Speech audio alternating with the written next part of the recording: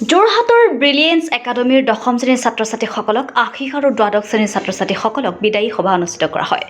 যোৰহাটৰ এখন আগশাৰী শিক্ষানুষ্ঠান ব্ৰিলিয়েন্স একাডেমীৰ অনুষ্ঠিত কৰা হৈছে বাৰ্ষিক খেল-ধেমালি। এই খেল-ধেমালিৰ শেষৰ দিনা পুৰস্কাৰ বিতৰণ কৰাৰ লগতে এক বিশেষ অনুষ্ঠান অনুষ্ঠিত কৰা হয়। সেই অনুষ্ঠানটি হৈছে 10ম শ্ৰেণীৰ ছাত্ৰ-ছাত্ৰীসকল আশীষ প্ৰদান আৰু দ্বাদশ শ্ৰেণীৰ ছাত্ৰ-ছাত্ৰীক বিদায়ী অনুষ্ঠান।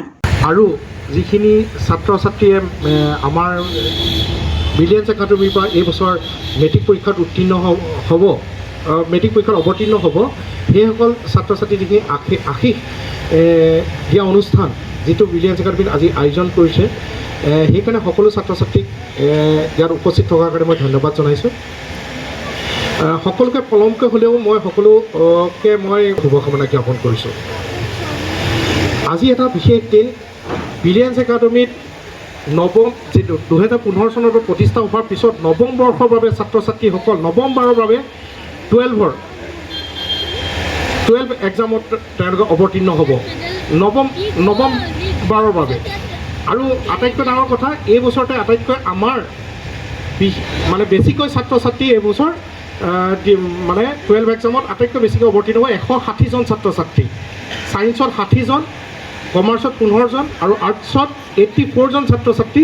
হায়েষ্ট প্ৰথমবাৰৰ বাবে ইমান মানে বৃহৎ সংখ্যক ছাত্ৰ-ছাত্ৰী একেলগে মানে 12 এক্সামত একেলগে অৱতীৰ্ণ হ'ব।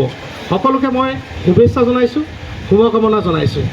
গতিকে ভাবিছিলোঁ যে মই ছাত্ৰ-ছাত্ৰীসকলক এই কথাটো মই এবাৰ ক'ম চাগৈ। আজি গল্প এটা সৰু সাধু এটা ক'ম, কাৰণ মই দেখিছোঁ এইকেইদিন খেল হৈ আছে বা কিবা বিহু হৈ আছে। মোৰ সকলো ছাত্ৰ-ছাত্ৰীয়ে মোৰ নাম্বাৰবিলাক মোৰ মোবাইলত ছেভ আছে। তেওঁলোকে এই অনুষ্ঠানটিত ব্ৰিলিয়েন্স একাডেমীৰ সঞ্চালক মানস বৰদলৈ উপস্থিত থকাৰ লগতে বিভিন্নজন গণ্য-মান্য ব্যক্তি উপস্থিত থাকে। তেখেতসকলে অতি সাৰুৱা ভাষণেৰে ছাত্ৰ-ছাত্ৰীসকলৰ ভৱিষ্যতে সহায় হোৱাকৈ এক মন্তব্য আগবঢ়ায়।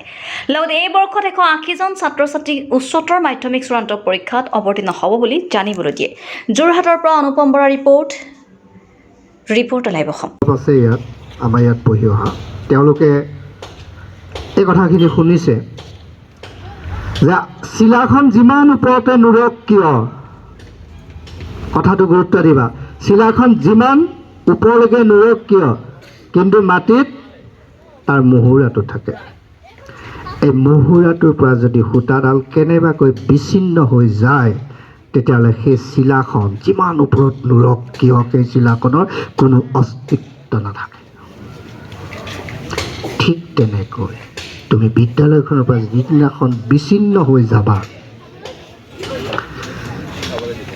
ঘৰখনৰ পৰা যিদিনাখন বিচ্ছিন্ন হৈ যাবা, সমাজখনৰ পৰা যিদিনাখন বিচ্ছিন্ন হৈ যাবা, সেইদিনাখন তোমাৰ অস্তিত্বও হেৰাই যাব।